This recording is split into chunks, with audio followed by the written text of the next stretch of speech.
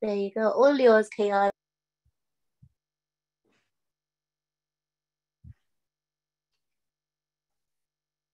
Thank you, everyone. We're always happy to see all of our friends. How great is Imam Zaman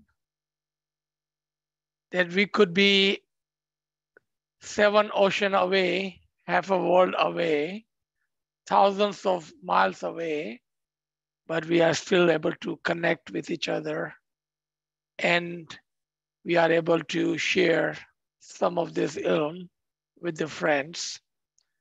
Thank you all again for joining us today, and we will continue on our journey. As most of you have been joining us every week, we are working on this series of lecture, Parable and Allegories, Unveiling the Batini Tawil, or Tawilat of various parable of the wise Quran. And this is our part 5. We are at the parable number 6. And here we will talk about a burning tree. But before we go into the detail of the burning tree, we would have some understanding of the event and the parable, and then the fire itself.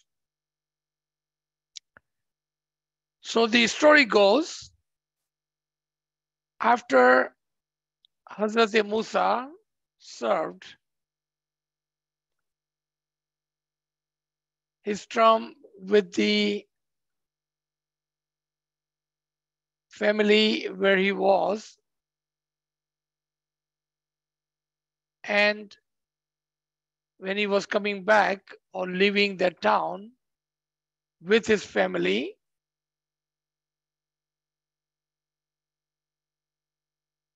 when they came really close to the darkness, at the time, nighttime, they needed some light. Now remember, this is just an allegory, a parable, an example. Okay, it's of just a physical story where Ali Allah have hidden the batin and the tawil in it. As all of you know, Quran is not a book of story, but a book of ilm wa hikmat, talim, guidance.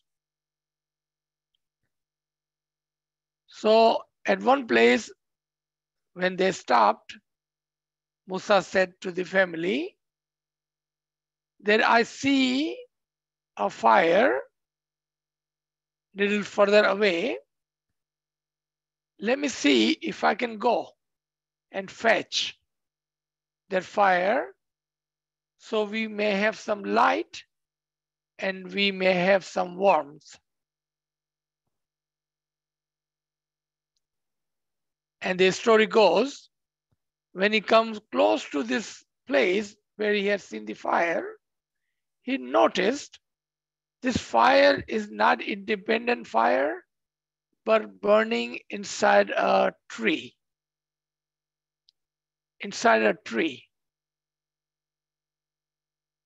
What is our lesson whenever you have something that makes no sense, if it's illogical to our intellect? What does that mean? There is a tawil hidden behind it. Because if there was a burning tree, the tree would have burned down and it would have burned the other trees around it. Because the fire and tree does not see eye to eye. you cannot have a fire and a wood, and it's not possible that it would burn down the tree. Not only that, when he came really close to the tree, a voice comes out of the tree. That this is your Lord. I am Allah, and this fire is a blessed fire. So take out your shoes and come on in. इससे पहले कि हम इस तावील में जाएं, जो ज़ाहिरी किस्सा था, और याद रखें ये सिर्फ ज़ाहिरी किस्सा है, वरना कुरान कहानियों की किताब नहीं, बल्कि हिदायत, इल्म और हिकमत की किताब है। तो जब मूसा अपनी फैमिली के साथ सफर करते करते एक मकाम पर पहुंचते हैं और रात का वक्त हो जाता है, तो मूसा कहते हैं फैमिली से कि आप यहाँ ठहरो, मुझे दूर एक रोशनी नजर आई है, मैं वहां से कुछ रोशनी ले आता हूं ताकि हमारे पास रोशनी भी हो और कुछ गर्मी का भी बंदोबस्त हो जाए। जब मूसा करीब पहुंचे तो क्या देखते हैं कि ये रोशनी जो है, ये जो फायर है, आग है, वो एक दरख्त के अंदर से आ रही है।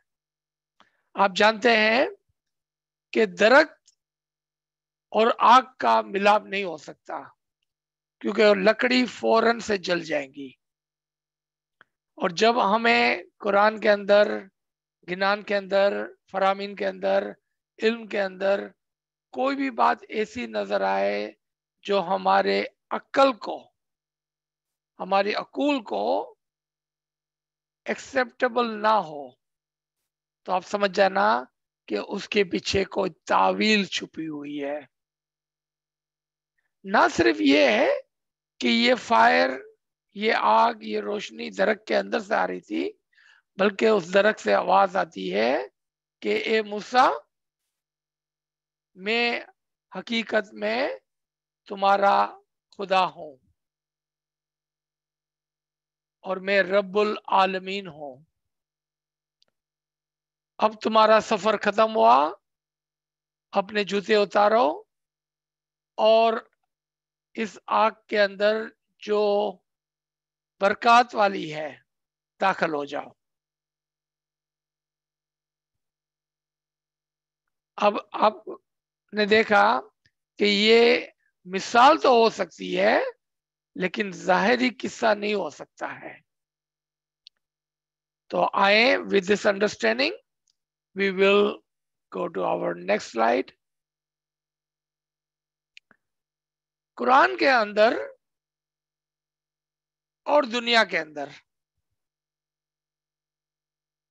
आप जानते हैं कि आग जो है वो दो किस्म के एट्रीब्यूशन अपने अंदर, कमालात अपने अंदर, जोहर अपने अंदर रखती है।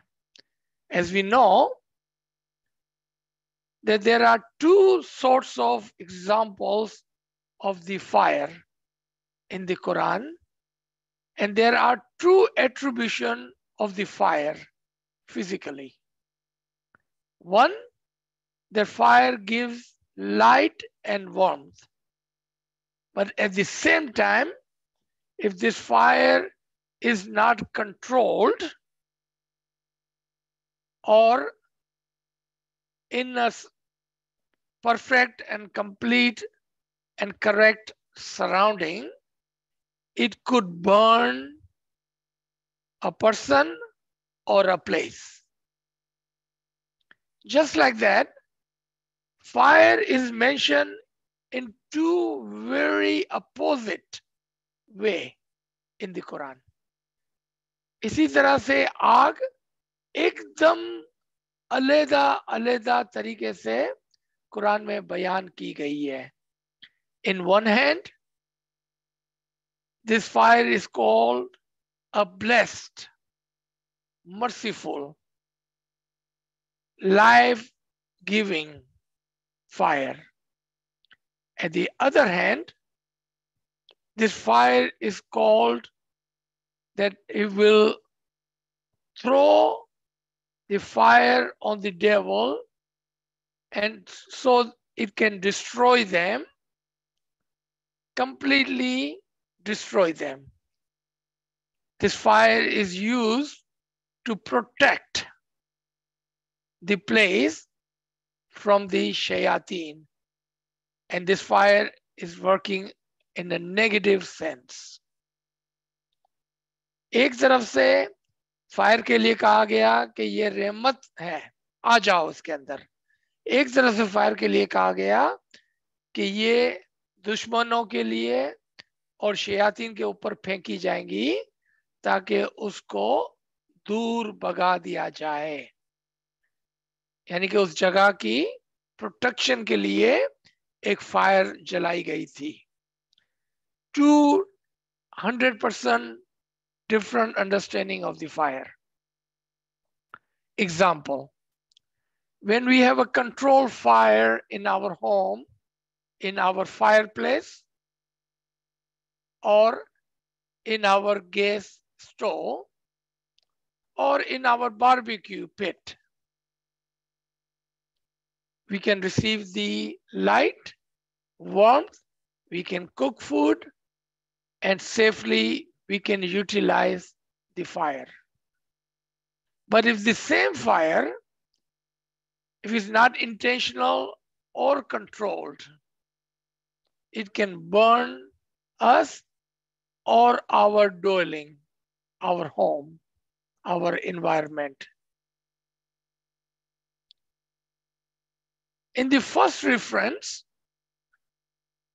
the fire is a positive light, a blessing, a blessing.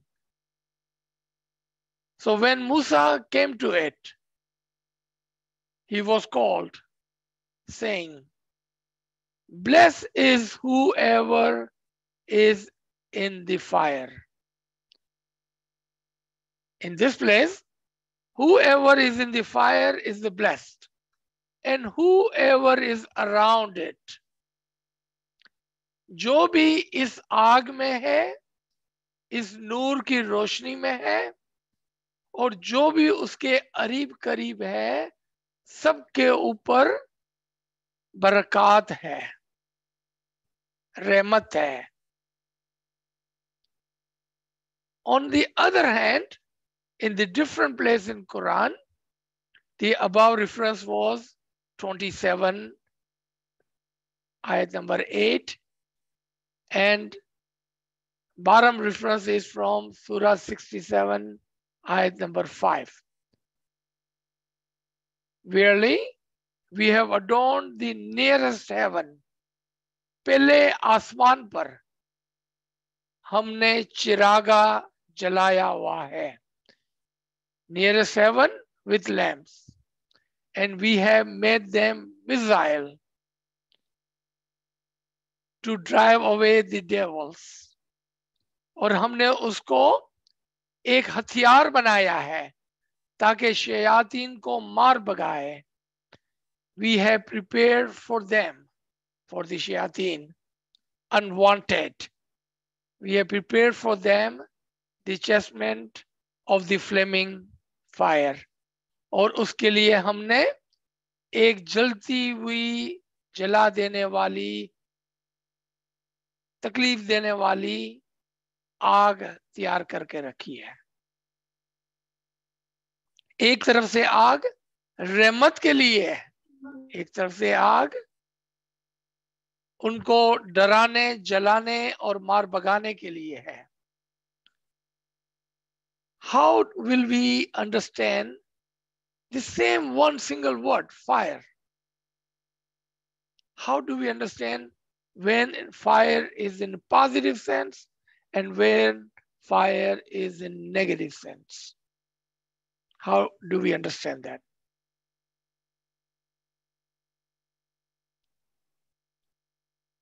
this line, it's a share, a verse. फलक पर तुम न जा सकते, बस उसी का शुक्र करना है कि खुद जुग जुग के आया है समाए समाए इल्मे रूहानी। कि हम इन बातों को, कुरान की तावील को नहीं समझ सकते थे। हम कहाँ जा सकते थे? आसमान पर।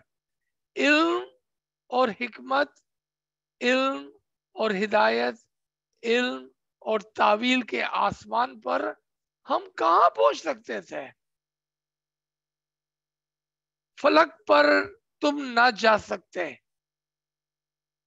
There was no way that we could have reached to that tawil, the ilm, the guidance, the understanding, the wisdom, the light. We could not reach that. It was not for you to get to the heaven of the ilm and hikmat. How would we ever understand the tawil of such ayat?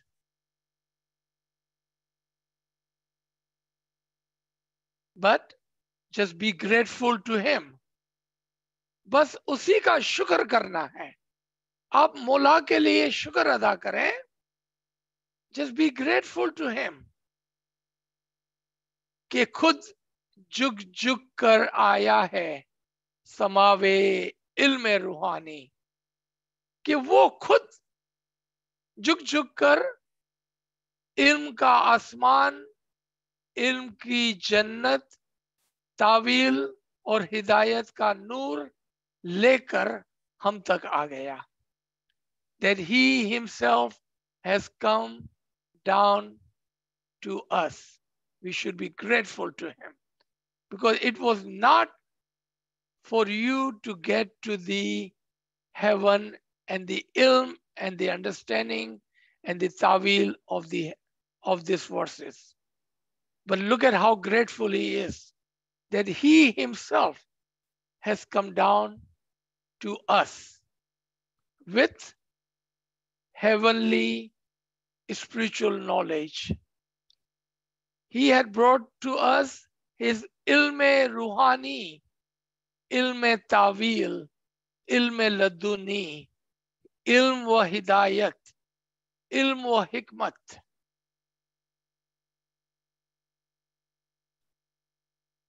क्योंकि हम तो वहां नहीं जा सकते थे. It was not possible for us to understand any of this, as we could not reach to that heaven of ilm wa hikmat. So, someone was asking last week, how is one able to give understanding the ilm and tawil of such difficult subjects where many have failed? The answer is in this verse. Very simple answer in this world. If you can understand Urdu, फलक पर तुम ना जा सकते. It is not for you to get to the heaven. Which heaven? Of the ilm and tawil. बस उसी का शुक्र करना है.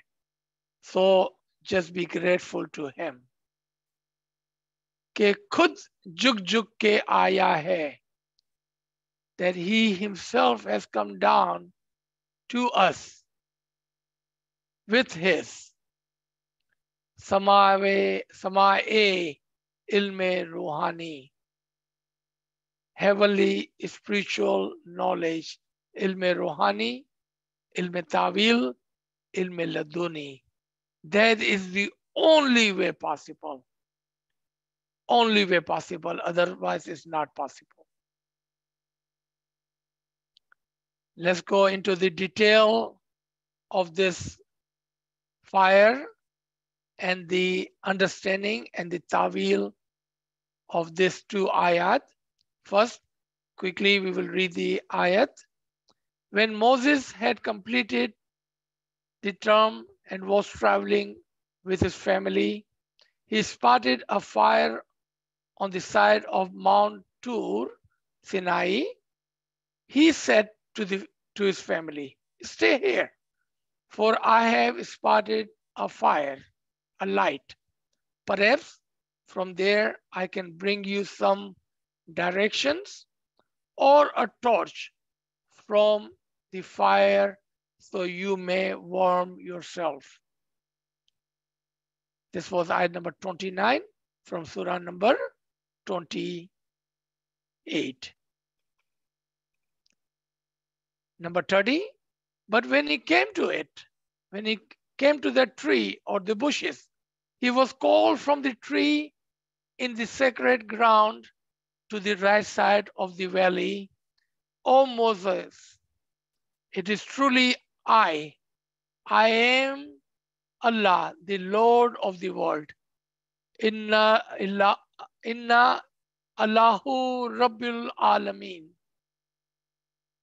I am the Allah, the Lord of the world." This was the ayat. Now let's look at what our Dais and Hujjatan, how they have explained. Just like last week, some of the tawilat return in the time, in the place, are really hard to understand. But inshallah, with Imam's help and mercy, we should be able to explain with your prayers. Qazi Noman says, according Hafi, I perceive a nur. What is meant is that Moses feels the nur, the light of the Tawheed, spiritual support within himself. Within himself. This was about his personal world and the journey, and a spiritual journey, not a physical journey. But look at the hikmat, the wisdom of Allah, how we describe the physical story and hides the spiritual travel and event of Hazrat Musa. And at the end, there may be some questions, and you are welcome to ask. If it's a related question, please keep your question, related question to this subject, so we could finish in our time, because sometimes it does take a while if we run around in different questions. So Qazi Noman is explaining what is meant is that Musa feels the nur, the light of the Tawheed within his personal world. Moses himself at the grade of Rasul, and that is the mountain. So when it says that I see a light, I see a light, let me fetch the light so we may find direction, guidance, and the warmth of the heart. What it meant, that Moses at the end, Moses, after fulfilling his Isme Azam,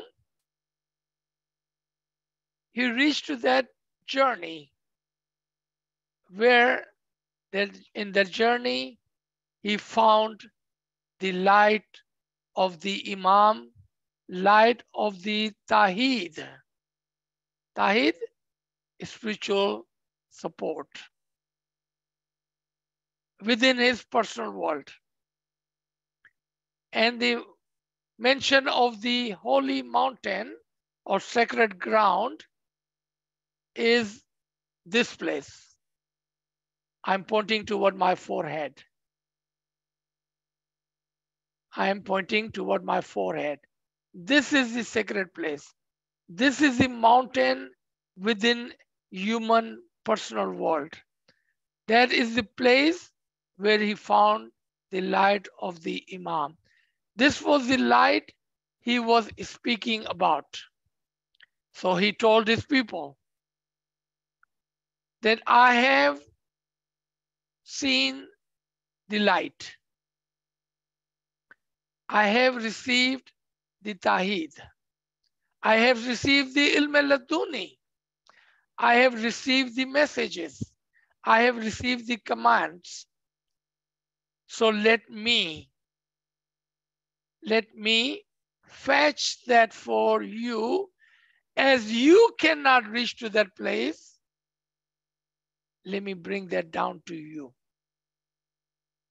Let me bring the light and the hidayat and the tawil and the ilm and the direction and the spiritual world to you as you cannot reach to that place.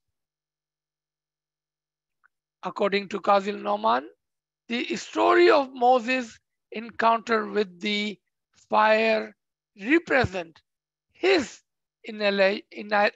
initiation into the office of in-setter prophethood. Here it shows that what level he has reached, what level he has initiated, how far he had reached to the nur of the Imam. यहाँ पर कुछ उर्दू में समझाने की जरूरत है. Then if you need in Gujarati explanation, let me know. कि जब हजरत मूसा के ये स्टोरी की तावील बयान करते हैं काजी और नौमान, तो क्या फरमाते हैं कि इससे ये मतलब था कि मूसा के आलम शख्सी के अंदर उसको ये नूर नजर आया था, जिसके लिए उन्होंने अपने लोगों को कहा कि मुझे एक नूर, एक नूरानी हिदायत, इल्म और तावील मिली है. मैं आपके लिए वो इल्म, वो नूरानी तावील, वो हिदायत, वो डायरेक्शन, वो रूहानियत लेकर आता हूं. क्योंकि तुम उधर नहीं पहुंच सकते हो तो मैं उसको तुम्हारे तक ले आता हूं. ये उसके आलम शख्सी का माजिजा था, जहां पर उसको रोशनी उसके पहाड़ पर सेक्रेट सेंचुरी के अंदर, मैं इस वक्त अपनी उंगली अपने सर के ऊपर रखा हुआ हूं ताकि जो देख सकते हैं और जो कल सुनेंगे उनको पता चले कि मैं क्या कर रहा हूं. मैंने अपनी उंगली को अपने माथे पर रखा हुआ है कि ये वो मकाम है जिसको हम सेक्रेट ग्राउंड, हजीरा कुस या अपने आलम शख्सी का पहाड़ कहते हैं. इस मकाम पर उसको रोशनी मिली थी, इस मकाम से उसको ताहीद आई थी, उस मकाम से इमाम ने उसको पुकारा था और उसके जूते उतार देने का मतलब ये था कि अब तुम अपने असल मकाम पर पहुंच गए हो. Take out the shoes, meaning now you have reached to your original, final destination. Welcome home. Welcome home. That's what it means. If perceiving a fire means that Moses could feel the light of the Tawheed within himself, then the rest of the verse tells us that Moses would, as a result of the Tawheed, bring information, guidance, as a result of the Tawheed, or a light firebrand, which would be a portion of the Tawheed itself, with which his people could warm themselves. In example, the advance from his people would feel the heat from the fire of the Tawheed relative to their ranks of spiritual progress. यहां पर दोहरी बात की गई है. In this place, Moses was speaking to two kind of people. To al-Nas, to common. That I am your prophet, I have the commandment, I can guide you. But those who were close to him, he was telling them his spiritual experiences and what he had brought down for them. And they were feeling the nur, the hidayat, and the ishq ilahi which was described to them. वो दो लोगों से एक साथ बात कर रहा था, मुखातिब था, एक जनरल जमात से, जिसके लिए उन्होंने कहा मैं तुम्हारे लिए इल्म भी लाया हूं, मैं तुम्हारा पैगंबर हूं, मैं तुम्हें गाइड भी करूंगा. लेकिन जो उसके करीब के आला मोमिनीन थे, उसको वो रूहानियत की बुशारत देता और वो उस बुशारत को लेते हुए इमाम के इश्क के दरिया में बह जाते. उसके इश्क की गर्मी उन तक पहुंचती. जो बात वो कर रहे थे उसके अंदर से उनको वो नूर नजर आता था, क्योंकि वो अपने दर्जात के अंदर बुलंद थे. What it means today? Why do we care what happened 3,000 years ago? Does this benefit us any? Why are we even talking about something which happened 3,000 years ago? What good does this do to us?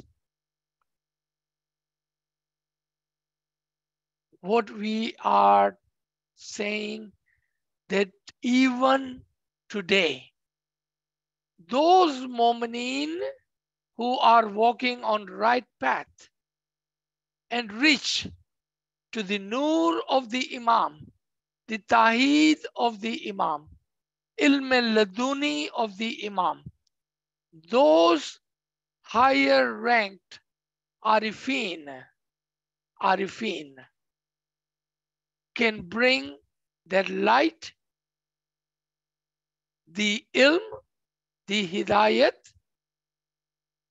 the spiritual experiences, the guidance, and the warmth to the Jamaat. If this was not possible today,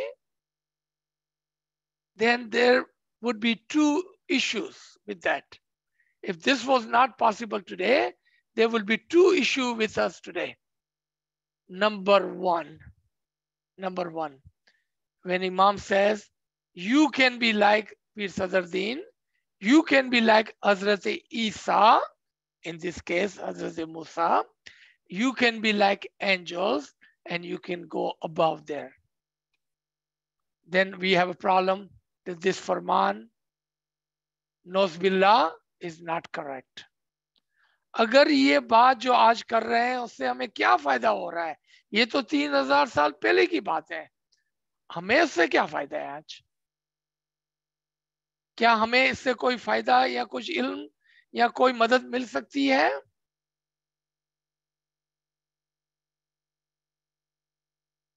अगर नहीं मिल सकती है तो फिर इसमें दो मसले हैं. पहला मसला ये है कि जहां पर इमाम ने फरमाया कि तुम पीर सदरुद्दीन जैसे हो सकते हो, तुम पैगंबरों जैसे हो सकते हो, जैसा कि यहाँ पर मूसा का जिक्र है, तुम फरिश्ते जैसे हो सकते हो और उससे भी ऊपर जा सकते हो, तो फिर खुदा ना खास्ता हमारे मुंह में खाक, ये फरमान गलत हो जाता. Second issue with this is, if this was not any use to us today, then Quran would be invalid for the Mu'mineen today. There would be an issue then. But that is not true. Quran is the guide for every people of every time and every place. अगर ये बात दुरुस्त होती कि आज हमें इससे कुछ फायदा नहीं हो रहा है, तो दूसरा जो मसला खड़ा होता वो ये होता कि कुरान आज हमारे लिए बेकार हो जाता। नौज़बिल्ला, कुरान के अंदर से हमें कोई हिदायत नहीं मिल सकती आज। लेकिन आप जानते हैं कि कुरान हर जमाने के लिए, हर जमाने के लोगों के लिए और हर जगह के लोगों के लिए हर हमेशा हिदायत का काम करता रहता है। Meaning this story is as relevant today as it was 1400 years ago and as relevant as when it was 3000 years ago. इससे हमें पता चला कि ये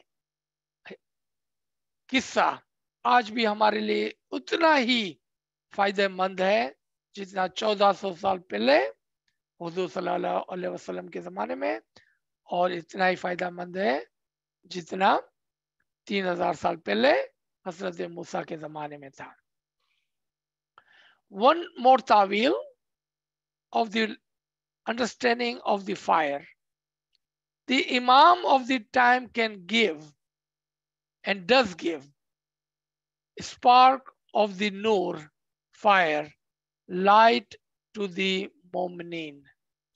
The Imam of the time can and does, not only he can, but he does give a spark of light to every mu'min, and this divine law and habit has always continued. This spark is from the fountainhead of the light of intellect, not from a low level. क्या फरमाया कि इमाम अपने जमाने में हर हमेशा अपने नूर की रोशनी मोमिनों को देता रहता है, क्योंकि यही उसकी आदत है। और ये नूर की रोशनी उसके फाउंटेन हेड यानी कि उसी से किसी को नसीब हो सकती है, उसके अक्ल से यानी कि अक्ल कुल के जरिए से ये नसीब होती रहती है, ना कि और किसी निचले दर्जे से। As the Quran 28:29 says, he, the Musa, said to his people, "Bide you here, stay here. Verily, I see in the distance a fire. Peradventure, I shall bring some information, khabar, from there, or a brand, jazwa, from the fire, that you may warm yourself." You see, a translation and understanding is much different here. That is said to the people, as you cannot reach to their level, so stay here. And this journey is a long journey, and the fire is far away in a distance. For the sake of the spiritual journey, I shall fetch the light, and I shall bring, यहाँ जो word खबर का आया है, I shall bring the ताहीद. The word खबर, ताहीद, from there, and the warmth from the fire, that you may warm yourself. The gist of its tawil is that when the true guide succeeds to the rank of the light, the mu'mineen receives two great benefit from this. If you are paying attention, you will exactly understand what I just read. The tawil, the gist, the essence of this is when a true guide, a teacher, reaches this success and to the rank of the Nur, the Mu'minins, the Jamaat receives two great benefit from this. One is khabar, information, tahid, ilm, hikmat, tawil, and jazwa, firebrand, nur, light, roshni, hidayat, rohani, understanding, spiritual understanding, understanding of the batin and understanding of the other side.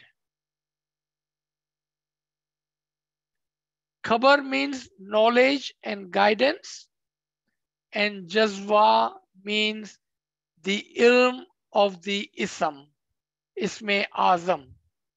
And to warm from the fire means to benefit from the isme azam or the supreme name.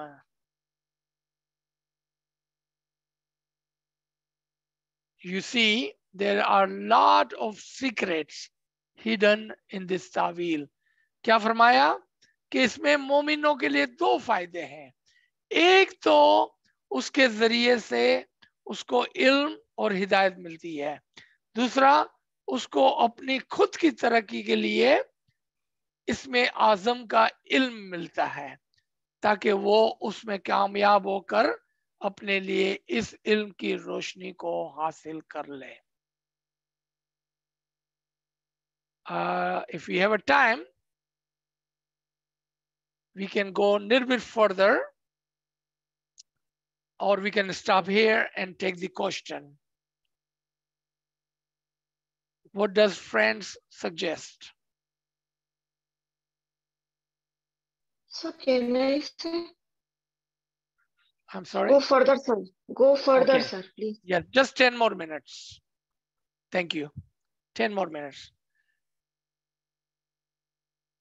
In the Surah 20, which is Surah Taha, ayat number 11 and 13 talks about, but when he approached it, he was called, O Moses, it is I, meaning I am Allah, I am the Lord of the world.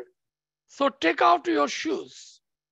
As you are in the sacred valley of Toa, I have chosen you. So listen to what is revealed.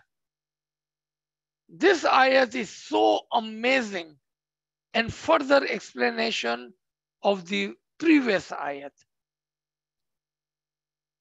As I already explained, what it means by take out your shoes, meaning now you have reached home.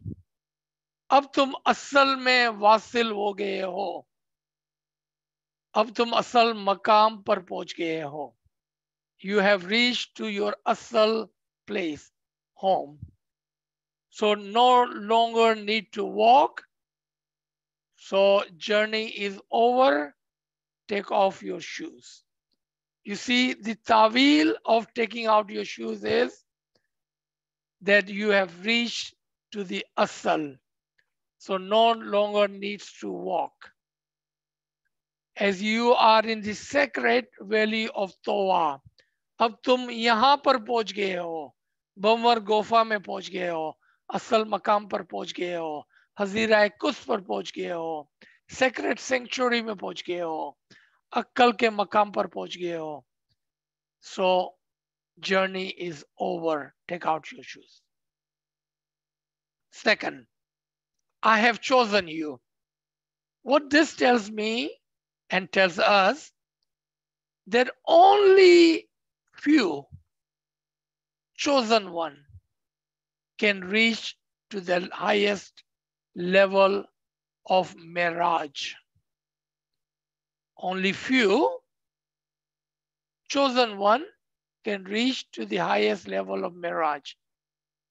How do we know if you are the chosen one? Until you try. Until you try. Maybe you are the chosen one, but you have never tried. So listen to what is revealed to you. So listen carefully as the Tawheed and the Tawfiq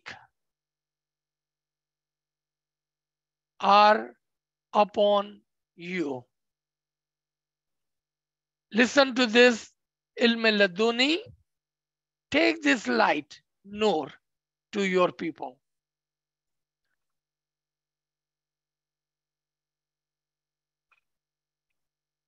This is broken down of that ayat. So if anyone have question, this will be easy way for you to look at this screen. As you can see, there are few things happening here. Number one,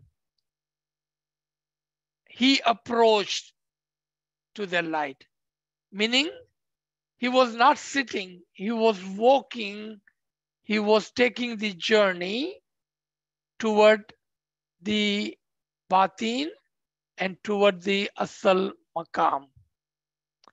Number two, he found at that place the nur and the ilm of the imam, as he was called. Number three, the nur identified itself, or the nur was introduced by the imam, that truly I am the Lord of the world. Here the word Rabbul Alameen is for the personal world. As per Imam Jafar Sadiq, that we are the Rabbul Alameen mentioned in the Quran. Third point, so take out your shoes. Journey is over. Enter into the Hazira Quds, sacred sanctuary, Asal Maqam. Enter there. Your journey is over. The last one, you have been selected, you have been chosen. So listen now, what is being revealed to you. So you may take the light, ilm, hidayat to your people. So this was the end of our today's session. I'm sure there would be few questions, if not too many, but I'm sure there would be few questions. Absolutely. G. Thank you, Aziz sir. So we can have the question answer, and the chat is open that you can type your questions, or alternatively, you can raise your hand and then I can ask upon you to unmute. Aziz sir, there is a question in the chat. I do see a hand raised as well, but let's start with the chat. There's a question. It's related to Ta'wil, but from the last session. And somebody was wondering if they have the correct understanding of a verse, if you'd like to respond to this to see if this is the correct understanding or perhaps there's something else. So it's about 81/3, which mentions the mountains vanish, or the mountain vanishes. Does that mean the prophethood goes and imamat comes? Is that the correct interpretation of this verse? There are at least two interpretation of this, at least two. At the time of the Nabuwat, prophethood, the mountain Akal or the Saibe Akal stood for prophethood. Then the first understanding would be correct.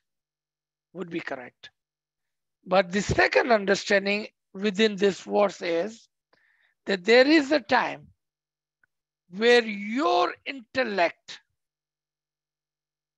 is vanished and the Akle Kul takes over. Personally, I like the second one better. Why? Why do I like the second word better? Because second tawil can happen at the time of Hazrat Adam, can happen at the time of any prophet, can happen at the time of any imam. So this is much broader tawil than the first one, even though they are both correct. But the second one is much closer to us. And remember, ilm, you must bring closer to yourself. G. Thank you. So I will ask upon Meroon and Shiraz to unmute. या याली मदद sir याली मदद आज का talk में आपने we heard about Mount Sinai, yeah? Now my questions probably may not match, as you said, today's section. So if it doesn't, we can discuss it next time. You see, because I was reading the other surah, Surah 95, ayat number 1, in which he also meant he swears by Mount Sinai. Is there any similarity, or was there any importance to Mount Sinai that he swears by the mountain Sinai? Absolutely. If it's not today's subject, we can discuss it next week. No, this is exactly the subject. Okay, sir. Thank you, sir. All right. So first, when do you swear? And who do you swear upon? How funny would it be that I would say, I'm looking at the bricks right outside. I swear upon that brick. How funny, illogical that would be. That Okay. Allah, who is above all else, he swore upon a huge rock, a mountain. Because to him, there's just a big rock on the earth. Right? Yeah. No. Allah swore always upon the akal. Mountain equal to akal. Number 1. Mountain equal to saibe akal. Number 3. Mountain equal to the human brain, or this part of the brain, the highest level of the brain. That is the mountain of every human. So what Allah is saying? I swear, because this akal is near and dear to me. I will swear upon the akle-kul. I swear upon the saibe akal, Imam-e-Zaman. And I swear upon those who are saibe akal amongst the mu'mineen. So you see, there is a huge learning from this ayat. Great question. That's how, so we should make, if you listen to last 3 years of the lecture on the Tawil, and if you start writing it down, the meanings of the words in the Quran, by now you should have more than 100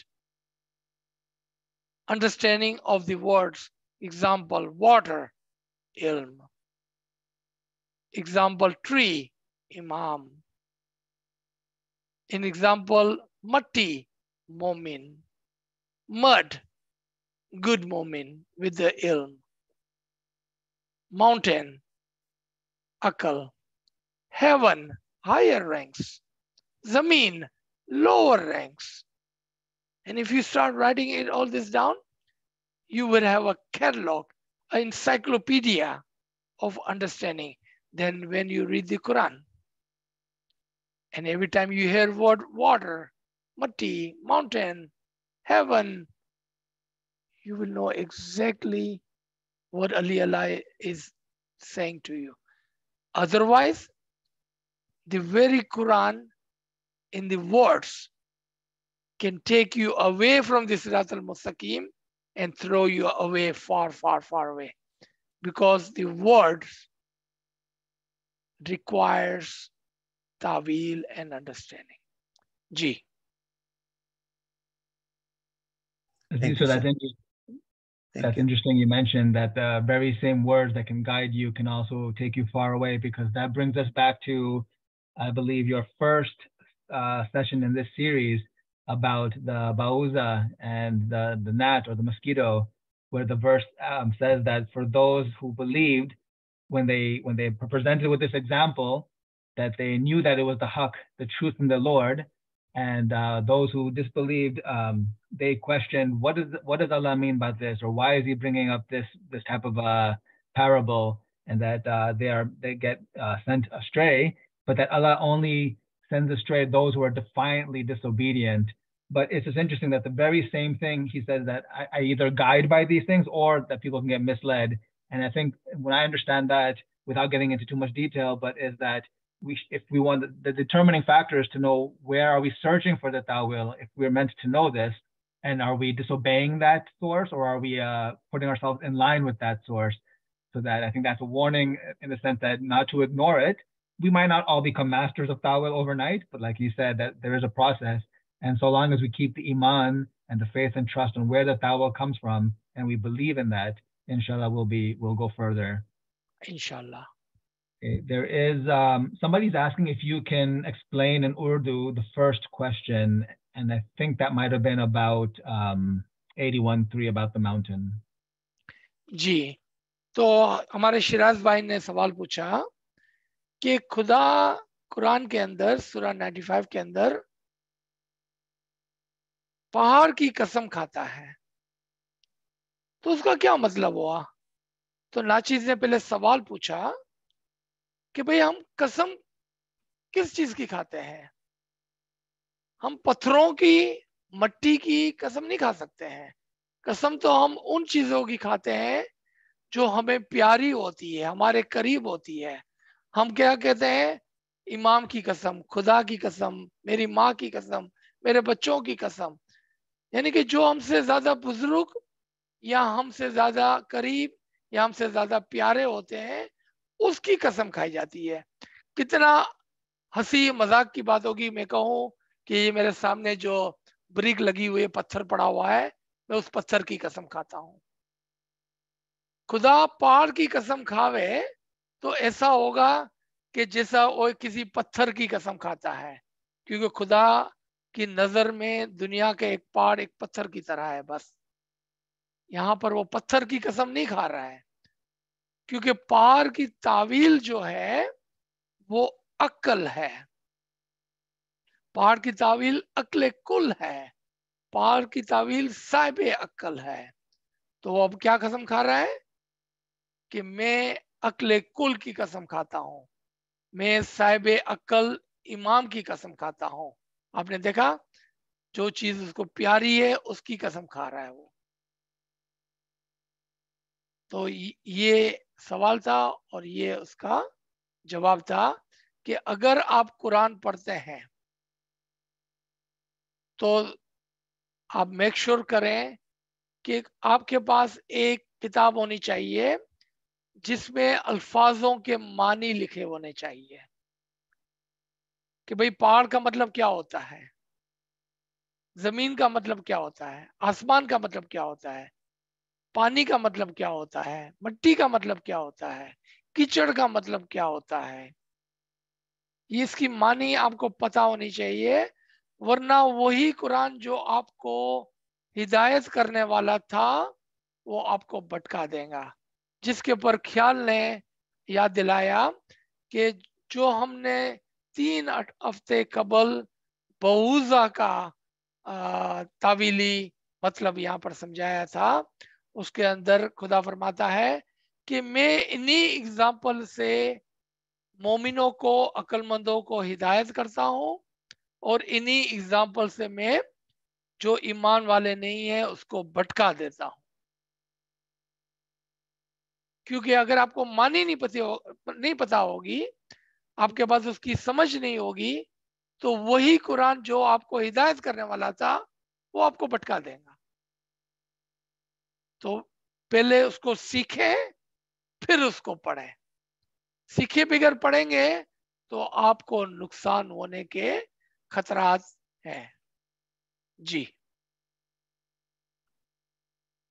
Thank you, Aziz sir. I think they might have been asking about the first verse, which was the mountain disappearing in Surah 81, Ayat 3, which speaks about various things disappearing. So I think the question was if you can explain in Urdu, but I mean, perhaps you already covered it with your answer there.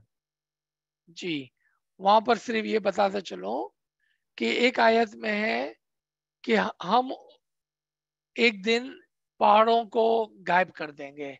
यहाँ आप देखेंगे कि पहाड़ अपनी जगह से गुम हो गए हैं। तो क्या कोई जाहिरी पहाड़ के गुम हो जाने की बात है? तो सवाल पूछने वाले ने पूछा कि यहाँ पर क्या पैगंबरी के खत्म होने और इमामत का आगाज होने की बात है? तो नाचीज ने अर्ज की कि यहाँ पर दो तावीलात हैं। पहली तावील सही है जो आपने समझा, लेकिन उससे ऊपर की तावील यह है कि अगर पहाड़ का मतलब है अक्ल कुल, साहिब अकल, तो उस जमाने में जहां पर पैगंबर होते थे वो साहिब अकल होते थे। आज के जमाने में जो इमाम का वक्त है तो वो साहिब अकल है। लेकिन ये तावील से हमको क्या फायदा? उससे ज्यादा ऊपर की तावील ये है जो ज्यादा मजबूत तावील है और ज्यादा फायदेमंद तावील है कि जब एक मोमिन इबादत और इल्म के जरिए से इमाम के अक्ल के अंदर फना हो जाता है तो उसकी अक्ल का पहाड़ गायब हो जाता है और उसकी जगह इमाम का अक्ल कुल ले लेता है। यहाँ पर जो अक्ल के गुम होने की बात है, पहाड़ के गुम हो जाने की बात है, वो हमारी अक्ल गरीजी का गुम हो जाने की बात है और अक्ल कुली का आगे आ जाने की बात है। उसमें फायदा ये है कि ये काम आदम के जमाने में भी होता था, हर पैगंबर के जमाने में भी होता था और इमाम के जमाने में भी हो सकता है। तो ये तावील ज्यादा मजबूत और फायदेमंद है। जी। Okay, thank you. There's a question in the chat. There's actually a couple. Let me read the first one. So Aziz sir, you had mentioned that the ta'eed and teachings can be or is being brought down to us by arifin and others. Other than the arif kamil mukammal of each time, who might write books, etc., how do we recognize these others in this time period? And are there many of them? Very good question. Easy answer, one-liner answer would be through their ilm. That would be the easy answer. Through their ilm. Long answer would be that if you yourself have read the books, have listened to many wise, many lectures, many talks, then you will come to an understanding one day that who is the Sahib-e Ilm and who is not. What does it mean? Who is giving you opinion, information? Who is giving you bookish knowledge, reading and explaining? And who is giving you ilm-e-tawil, ilm-e-ruhani? And that is how you will find them. And when you do find them, do not let them go. Because now you have an opportunity to learn that ilm. Very good question. Thank you. Okay, Aziz sir, the next question is not directly related to the verses that were recited today, but I feel that it's definitely an important question. It's actually two questions. It's it's a little bit long, but it's nothing you've never heard. I'm sure you've answered this question in the past a few times. So with your permission, I'll just read out the question. Sure. Okay. So, and just bear with me while I read it out, please, and for the audience as well. The Quran often mentions that we should worship Allah Himself alone, with no associates of His creation, of which is why the Prophet Muhammad's face is never shown. So we devote our attention solely to Allah. My question is, do Shia Muslims worship the Imam alongside with Allah? I have noticed on part 5 of the dua that on certain verses we say, O Imam of the time, O our Mawla, you are my strength and you are my support and on you I rely. O present, O living, O Shakrima Husseini, you are the true manifest Imam. Wouldn't this type of praying go against of what is said in the Quran? To put associates of Allah along with His name? Why should we need to ask for strength from the Imam when we can directly ask to Allah, the sole creator who we should worship without any associates? Another related question I have is that some people view the Imam as Allah Himself or see Allah through the Imam. What are your thoughts on this, considering what I've mentioned above? Many thanks, if you can explain. So you are absolutely right, Kayal. This question has been answered, if not more than 100, at least 100 times. But such a detailed question, because he took his time to type all this, how can we say no to that? First of all, I would like you to look at the screen I'm displaying right now. Because you said, can we not directly ask Allah? Why should we ask Imam? So answer is on your screen if you are looking at the screen. Falak par tum na ja sakte. You will not be able to reach to that heaven where you can directly speak to Him or ask Him.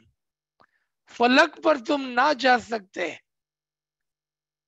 बस उसी का शुक्र करना है, खुद चल चल कर आया है समाए इल्म रूहानी, that He manifested Himself again and again and again and again from the beginning to the end, so you could reach Him, so you could see Him, you can ask Him, you can touch Him, you can receive what question and answers you like.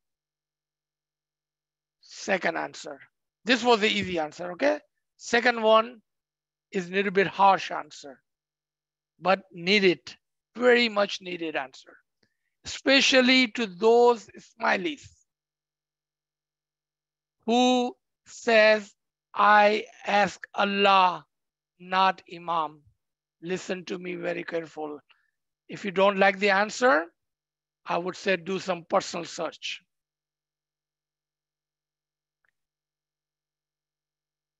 Only person can reach the ilm and the taheed of the Allah's nur are the Imam and the prophets.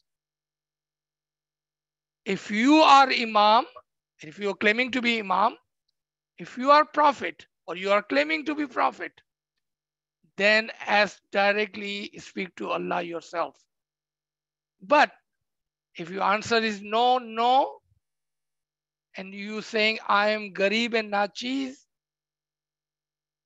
then Garib and Nachiz cannot reach to the heaven, could not directly ask Allah for anything.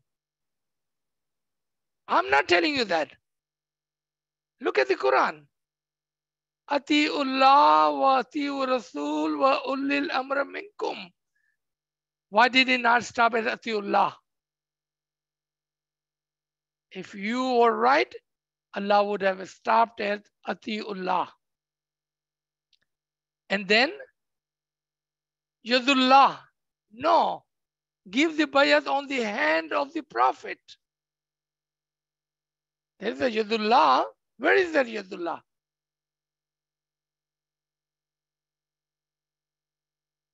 Imam is the Noor-e Mujassam, manifestation Noor of Allah. That one you're supposed to ask. another question within that question for that our understanding of our dua is there we are directly asking Imam and we are only asking Imam. That is the correct way of asking. Correct way of asking. Any other way is not correct. Number 3, you talked about the oneness of Allah. Who told you there are 2 Allah? Show me 2 Allah. Who told you there are 2 Allah? And show me 2 Allah. Let me show you 1 Allah. Say, kullu. Say, kullu wallahu ahad. Allah is only 1.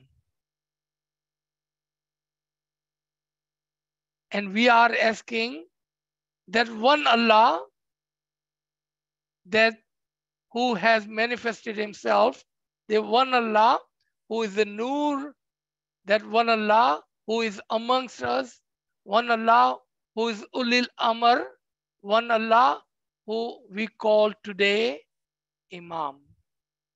There are no 2 Allahs. If you have found 2 Allahs, please show us. There is only 1 Allah, and that is the Allah we should ask. I believe I covered all of the question. There was a lot of question in that one question. G. Yes, thank you. Okay, I don't see any more questions in the chat or any raised hands. Perhaps I can ask a question, or I actually have a question, I have a comment as well. I'll start with the question first. So, you know, in some books that we might read, sometimes there are some books on Sufism, which some are helpful because they come a little bit closer to what the Ismaili beliefs are in certain books.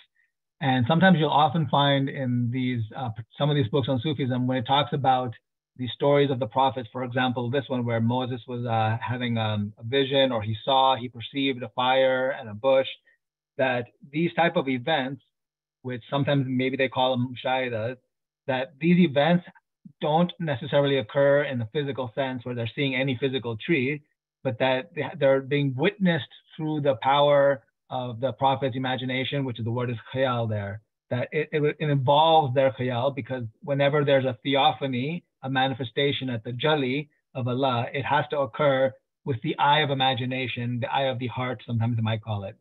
So if that is the case, that they're perceiving it with, let's call it a Batini sense, for example, the power of khayal, would you say that that is somehow similar to, or what the reason why, or this is coincidence that, you know, we have the same terminology when we talk about Baitul Khayal, when we're looking for, or we're hoping for, to see or perceive or feel the light of the Imam. Is this these two interpretations, these are sort of aligning, that we must see the theophany, the tajalli through the power of Khayal? Absolutely. That's why it's called Baitul Khayal. Baitul Khayal has 2 meanings, inner and upper. The khayal of the batin and khayal of the higher. And that is absolutely correct. Yes. Okay, thank you. And then the other one is more of a comment.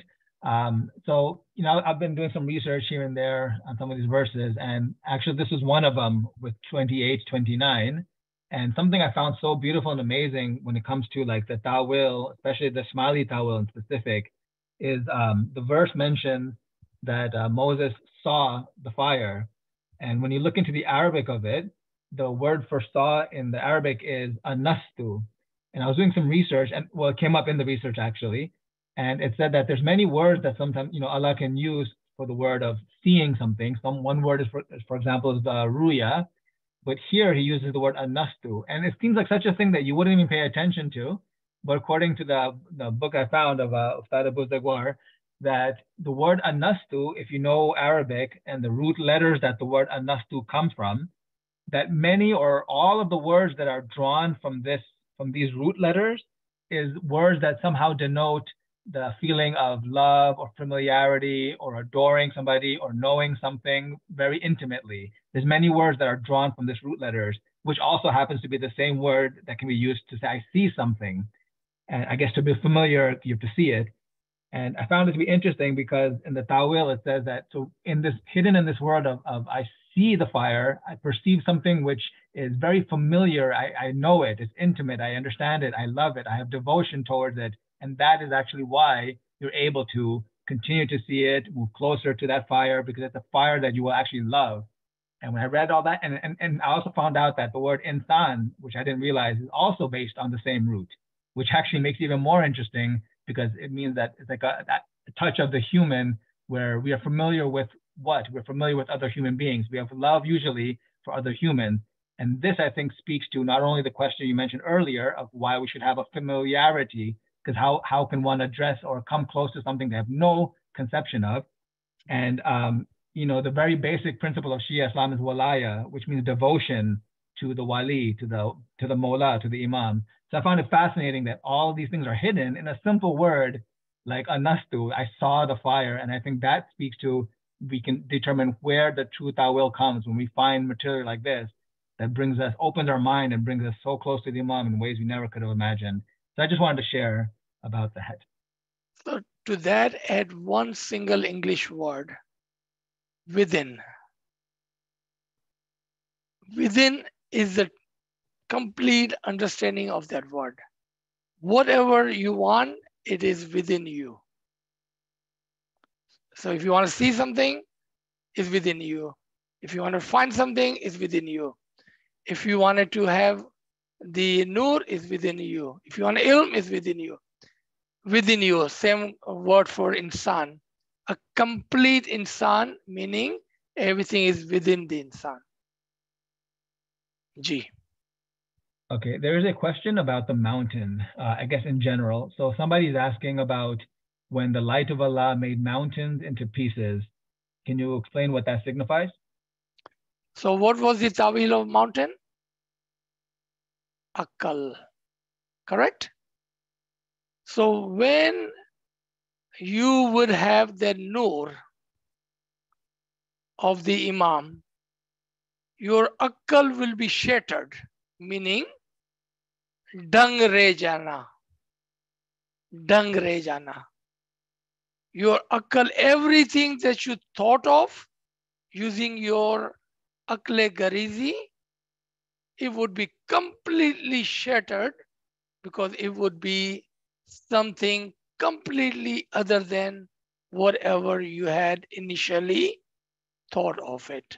That is the meaning of the shatter of the mountain in the story of Musa, that if your akal can take my light, then you will be able to see my light. Meaning, initially, the light must be understood by your intellect. And if intellect can take it, then you will be able to see it. That is the ta'wil of that shattering of the mountain in the story of Moses. G. Okay, here's an interesting question, which I think is probably important because it determines or helps us understand how to approach the Quran, or why do we approach the Quran, and what are the correct sources of knowledge for an Ismaili, or should we even be reading the Quran? So the question is, isn't the danger of reading the Quran is that it has been constructed by the Sunni Muslims, whereas all the revelation is in the manifest Imam? All right. So how about we refer this question to the Farman of the Imam? Because it just sounds like, because I don't know who you are and what you are referring to, but it sounds like that you do not like to read Quran because you don't think that Quran is for us, as though it was not written or translated by us. Let's look at Imam's Farman, okay? Because Imam is our guide. Farmans are our guide. First Sultan Muhammad Shah Farman. A Momin came to Imam Aka Sultan Muhammad Shah Salawatullah Alayhi, may our soul be sacrificed to the Imam, and asked, Ya Mullah, I heard that there are some section of this Quran is missing and has been taken out, has been hidden. Should we read this Quran? And Imam replied, the Quran, the way it is today, in the shape and form, is good enough for us, and it is good enough to reflect on the true Imam. Listen to this. Is good enough for us and is good enough to reflect on the true Imam. That's Sultan Muhammad Shah, okay? Hazir Imam. Someone was asking us a few years back that how come Ismailis or Imam does not emphasize too much on the Quran. And I think those are just made up stories by those who do not like to read Quran. Otherwise, if we reflect on the Farman again, because our guidance should come from the Imam, not for what you think or what I think. It doesn't matter. What Imam says matter. Hazir Imam, within his 65 year of Imamat, and by 3,000, 4,000 Faramin, over 100 times that we counted. After that, we stopped counting because someone was challenging us that Imam have never told us to read Quran. So we start counting how many times Imam has mentioned the Quran in his Faramin. When we reached 200, we stopped. Over 100 times, Imam has guided us through the Faramin on the different ayat, surahs, words, concepts, the clarification of the Quran in his Faramin. In his lectures, speeches, I would say just about every single one of his speech, every single speech, you will find Quran's reference. If Quran is not for us, then who is Quran for? Matter of fact, Imam says that what is written is for all, that include us, but the batin of the Quran, the essence of the Quran, the guidance of the Quran, the nur of the Quran, the understanding of the Quran is for our Jamaat. Then who is this Quran for? Last answer. Who told you this Quran was written by a Sunni? Translation are done by Christians, Jewish, Hindus probably, Muslims, Sunnis, and Shias. And if you like to do translate, who's stopping you? Who's stopping you from translating the Quran? They have worked hard. We should give them a credit that they translated Quran in the language that you and I could understand, as we could not understand the Arabic. But the Tawil and the understanding, again, let Imam's Farman be our guide. What does Imam says? You learn the Quran from those who have the ilm of the Quran within our Jamaat. I think this is more answer than I think you were looking for. G. Yeah, I have a feeling that's because the question used the word danger. Isn't the danger of reading the Quran? And I think that's the point that you're speaking to here, is that it can only be a danger when we're reading it I would say, with an uninformed reading, or what the Imam also says, that without, studying and understanding the Quran from the perspective of Ismaili Tariqa or from our teachers and our tawil, the meaning that's for our Jamaat. If we pick it up blindly, there could be some danger of not understanding, but that's in everything in life. We should do things with knowledge and with open eyes.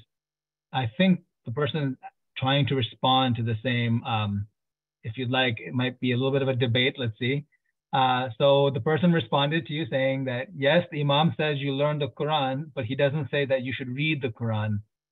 I don't understand exactly, but maybe he means that, he or she means that we should study it, but don't read it like as a matter of ibadat perhaps, or an act of ibadat. I don't understand exactly what that means. Maybe you understand?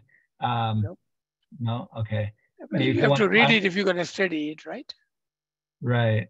Right. But I like your point that you should not read the Quran if you do not understand what is Quran all about and understand those concepts. So again, let me tell you this Farman, because Imam is our guide. Learn the Quran from those who understand the Quran within our Jamaat. So reading is one thing, understanding is another thing. So if you don't understand the Quran or anything, if you want to read something on internet, you could take it just completely differently than what it was meant to be, and you can, harm yourself. Just like that, if you don't understand the Quran, if you are just reading it for the sake of reading, and then you're going to come back to the understanding of it, then find those teachers who understand Quran. They will not teach you Quran line by line. I can tell you that right now. Teachers will not teach you Quran line by line. They will teach you the principle of the Quran. So you may go back and understand the Quran. That's what Imam is doing. Imam does not sit and do the translation or interpretation of the Quran, but he gives you the guidance to learn, understand, and then teach the Quran to the other within the Jamaat. Ji. Okay, so I don't see any more questions or any hands raised. I think we have like 4 minutes until we normally like to close. That will be like an hour and a half that we've had the session. So if there's any burning questions, any last questions somebody would like to type in or raise their hand, they're free to do so. Otherwise, we might just start closing the session. Should we let them unmute for a second? See if anyone has any direct question they don't want to type? Sure, yeah. I mean, now it's unmuted, so if somebody wants to unmute, they can go ahead. अगर आपका कोई सवाल है तो unmute कर दिया है. आपको पूछना है तो आप पूछ सकते हैं. One at a time, please. Oh, sorry. Go ahead. Go ahead. Okay, thank you. Sir है ना, आपने वो जो आयत के लास्ट में इंग्लिश में ना 4 पॉइंट्स बोले थे कि फर्स्ट अप्रोच के, तो वो थोड़ा उर्दू में एक बार आप रिवाइज कर दो ना सर प्लीज. जी, ये यहाँ पर आपके सामने है सूरह ताहा आयत नंबर 11 से 13. तो यहाँ पर 4 नुकात है. सबसे पहले कि उसने अप्रोच किया, यानी कि वो वहां तक पहुंचा. कोई किस जगह पर किस तरह पहुंच सकता है अगर उसको उसका पता ही ना हो तो. Friends, unmute does not mean everybody unmute. Unmute means only if you want to ask question, unmute. Thank you. अच्छा, तो मूसा ने वो लाइट की तरफ गया उसको लेने के लिए. पहला नुक्ता ये था कि किसी को पता होना चाहिए कि फलां जगह पर नूर है ताकि वो वहां पर जावे. जिस तरह से हम बैतुल ख्याल का इसमें आज़म लेने के लिए क्यों जाते हैं, क्योंकि हमको पता है कि इमाम से हमको इसमें आज़म भी मिलेगा और नूर भी मिलेगा. ठीक है, ये पहला नुक्ता था कि मूसा ने रोशनी की तरफ अप्रोच किया, उसकी तरफ बढ़ा. जिस तरह से हम बैतुल ख्याल में इसमें आज़म और नूर की तरफ बढ़ते हैं. तब वहां से आवाज आती है जब हम नूर के करीब जाते हैं कि मैं ही तुम्हारा खुदा हूं, मैं ही तुम्हारे आलम शख्सी को पालने वाला हूं। ये दूसरा नुक्ता था इसके अंदर। तीसरा नुक्ता था कि अब तुम असल मकाम पर पहुंच गए हो, नूर के घर में पहुंच गए हो, तो तुम्हारा सफर खत्म हो गया, जूते उतार दो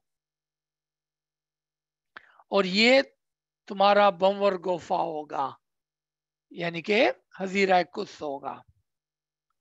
चौथा कि वहां पर सिर्फ वही पहुंच सकता है जिसको मौला चाहे। मौला फरमाते हैं ना कि आप इबादत में बैठे हैं, आप डिमांड नहीं करना, जिसको मैं चाहूंगा उसको ये नूर नसीब हो जाएगा। तो उसको चुना गया था नूर के लिए, आपको भी चुना जा सकता है नूर के लिए।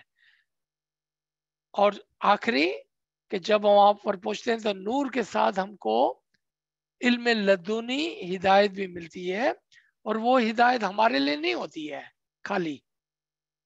जिस तरह से मूसा ने आकर लोगों को हिदायत दी, हुजूर सल्लल्लाहु अलैहि वसल्लम ने आकर लोगों को हिदायत दी, तमाम पैगंबर, तमाम इमाम, तमाम पीर, तमाम दाई, तमाम आरिफीन जब इस मर्तबे पे पहुंचते हैं तो वो वहां से लौट कर लोगों की तरफ आते हैं, और ये इल्म, नूर, हिदायत, रोशनी सब जमात के लिए होती है, हमारे को रख लेना नहीं होता है इसको। यहाँ पर ये 4 नुकात है जी।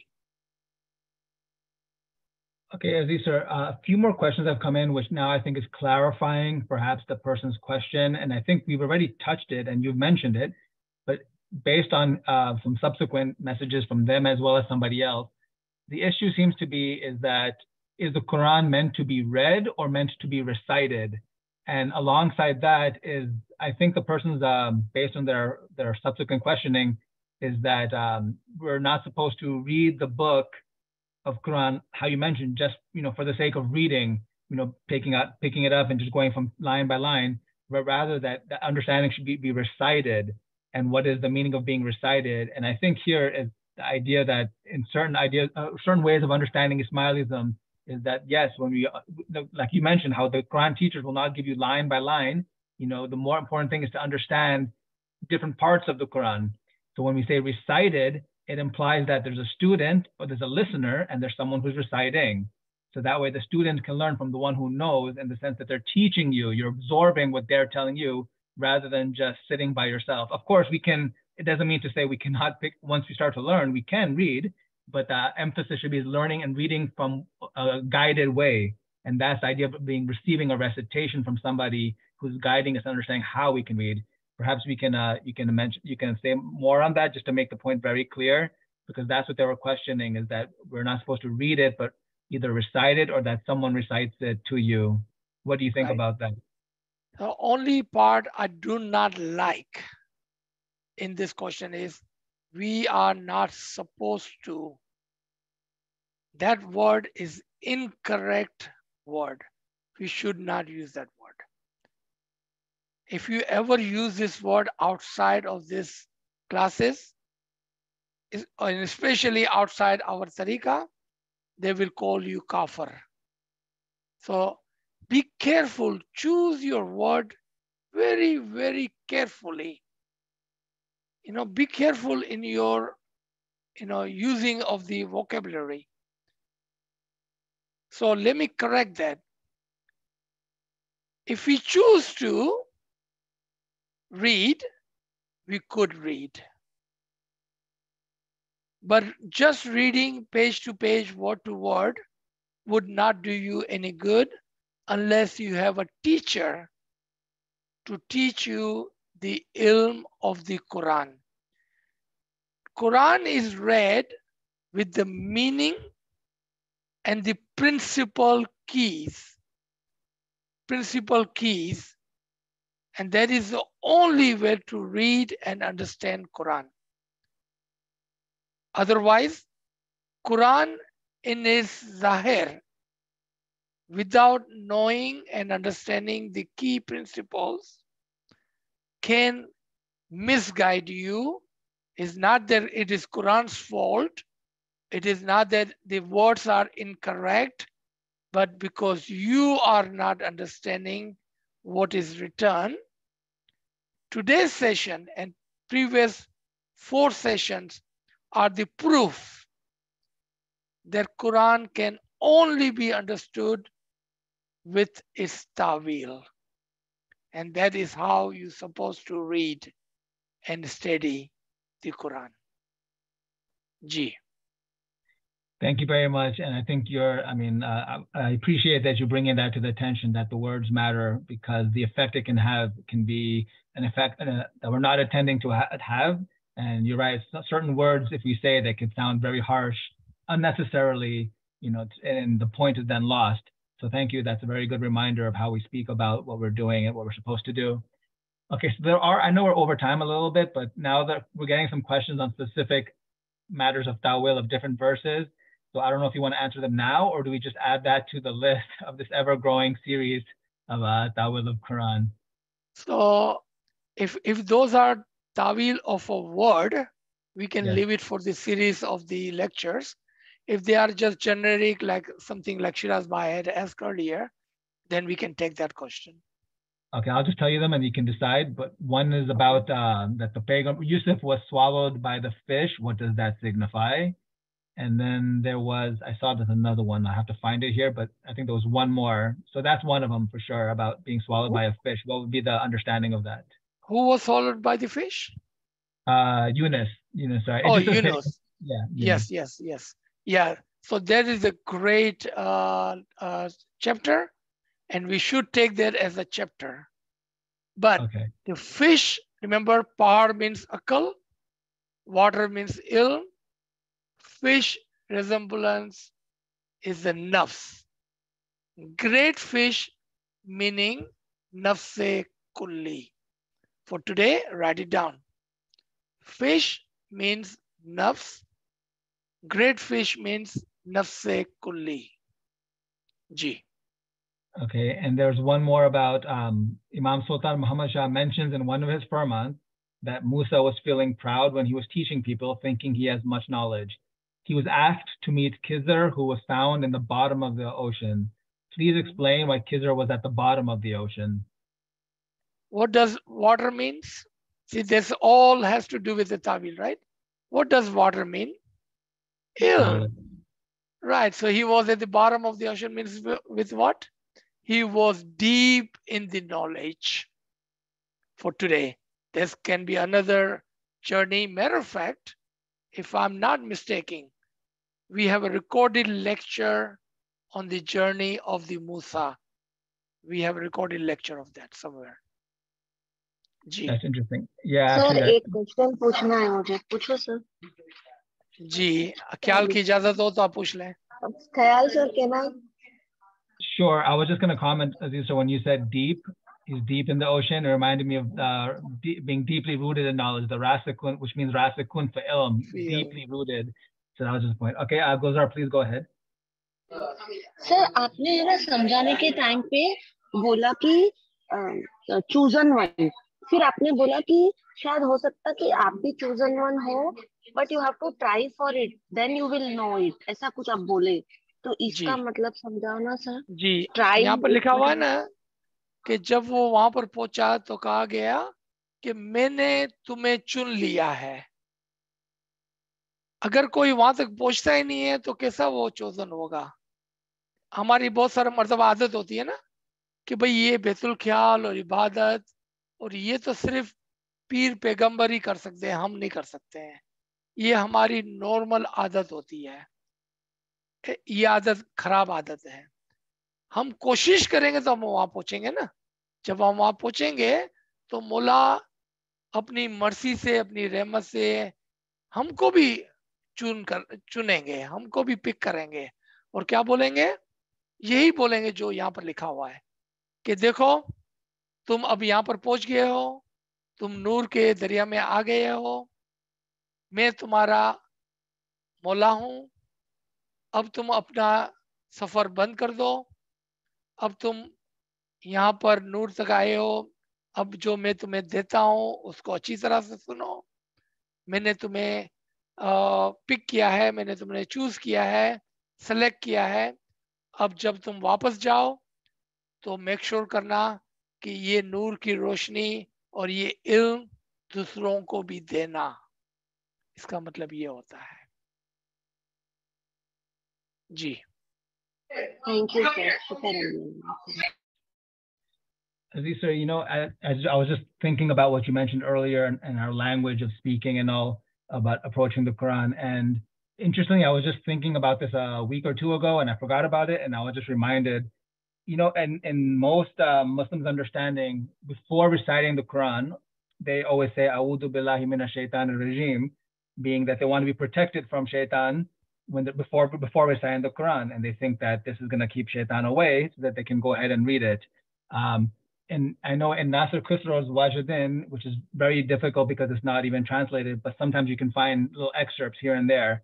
And in one place, he's explaining that certain commands that God tells you to do, for example, seek refuge in Allah from the cursed Satan, is some things you recite and some things you actually have to do something about it. And in this sense, what does it mean to say that I seek refuge in Allah from, you know, the cursed Shaitan? Is not simply to say it, but you actually have to do something that's going to protect you prior to reading and understanding the Quran. And in that sense, how do you seek refuge is that you have to find the place which will give you shelter. And the shelter, of course, would be in the city of knowledge or the house of wisdom. So when you are guided by the Imam's teachings and the ta'wil and the ta'lim of the Imam, like he mentions in the Constitution, that the Imam's sorry, I forgot exact words, but the Imam's Imam's Nur guides our way, right? Sorry, I messed up that line. But we're protected by the Imam. In that sense, when we approach the Quran, we are reciting in a way that we're being protected from being misguided, right? Because it's based on the knowledge. So this is like a parallel. On the one hand, we can simply say something. On the other hand, we can seek to improve our knowledge so that when we're reading as if we're reading with the light alongside with us. And in that sense, we can hope we're being protected by that light. What do you think about that? Yes. So, you know, in English language, I believe it's called verb compared to noun. So one is a noun, one is a verb. Meaning when you say, I want to go somewhere. Doesn't matter how much you say, I want to go somewhere, you're never going to get there until you do what? You get up and start walking. I'm thirsty. I wanted to drink water. You have to get up, reach out, and get the water. Just like that, A'udhu billahi minash shaitani rajim means protect me from the whisper of shaitan. So what you have to do is a verb. You must close your ears and eyes from this shaitani regime, so he does not whisper into your ears and into your heart, which sometimes can come from your eyes. And this is not only for the Quran, but whenever you wanted to do something good, you can use this because it's an action more than a saying. It's more of the action. So you are asking Mullah that with your guidance, let your farman be my protector and save me from the whisper of the shaitan outside your farman. Now, the last thing I would like to add, how many people you and I know that have been misguided by the Quran because they kept their ears and eyes and the heart open to the whisper of the shayateen. So the very Quran which was supposed to be blessed and the guide for the mu'mineen deviated them away from the nur and the guidance of the Imam. That's why we're supposed to say, A'udhu billahi minash shaitani rajim, and you're supposed to mean it practically. You need to close your ears from the gair ilm, your eyes and your heart from the whisper of the shaitan. Gee, this was a really good question actually. So in that sense, we can say it's sort of like Zabane Hal, meaning you should be saying that with your actions, not just saying it with your mouth, but actually, you have to actually walk the walk and walk the talk, not just say it. You must do something about it. So probably because I asked that question, somebody's also asking that why then do we not recite A'udhu Billahi Minash Shaitanir Rajim before we say our 3 times of dua? Or why do we not recite that in Jamaat Khana before reciting our dua? Right. Actually, I think we do. You are not listening. Let me remind you, okay? Bismillah. And then he says, Amar Mukhi Sahib Jo. And the Mukhi Sahib replies, Amar Hazrimam Jo. Because we are reciting with the Amar of the Noor, we are in the protection of that Amar of the Imam. See, you are not listening. You have to listen. You are not listening. G. So Aaron, one of the co-hosts is also unmuted. Are we over time? Is that what it is, or do we have to? I see also one hand raised. Yeah, before taking that, I just wasn't sure. I don't want to make sure we're not missing somebody else's time schedule, or we're okay. Yeah, we are okay. Okay, so Zulobia, if you can unmute, okay, there you go. Yali Madad Aziz, sir. Yali Madad. Very nice and informative session. But well, one thing I wanted to ask is that when we are receiving Hazrimam's Zahiri Didar, then is that why we should close our eyes and just listen to Hazrimam's Farman at the time? No, that is absolutely incorrect understanding. Not incorrect, absolutely incorrect. Why would I say that? Please explain. We are there for the Didar of the Noor of the Imam. He is sitting right in front of us. Looking at me is like they're looking at Allah. So why would you close your eyes to the Didar of the Imam? Who told you that? That is absolutely incorrect. See, that shows, Zulebia, yes, that ilm is so important. And not only ilm, the correct ilm is so important that when we don't have that, we ourselves are closing our eyes to the Didar of the Imam. Ilm, ilm, ilm. We need to correct our ill concepts and stay away from those who are giving this kind of ilm to the Jamaat. G. Thank you very much. So Aziz, I don't see any more questions, and there's no more hands raised or anything like that. So with your permission, you can decide what we'd like to do. We can stop here. Thank you, everyone. Thank you so much for joining. Aziz Bhai, can I just end the subject? I was asked by Farida Bhai to thank you for giving us your time to us, sir. Thank you so much. Parting with us so much knowledge, and in return, all we can say besides thank you is pray to Mola to bless you with more and more happiness. You acquire more knowledge which you can pass to us, and may Mola in return bless you, your family with lots and lots of barakat in health, wealth, iman, and in everything that you do.